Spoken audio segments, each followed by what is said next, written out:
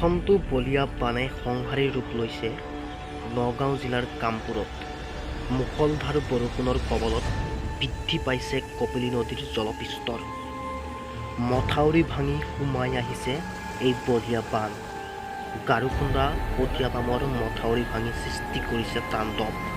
এতিয়া মাথো কামপুৰত বানৰ বিভীষিকা। বছৰৰ প্ৰথমটো বলীয়া বান। ন অঞ্চল, বিদ্যালয় আৰু কৃষিভূমি এতিয়া মাথো বানৰ কবলত। কেইবাটাও গেট খুলি দিয়াৰ ফলত কপিলী নদীয়ে সংহাৰী ৰূপ ধাৰণ কৰিছে।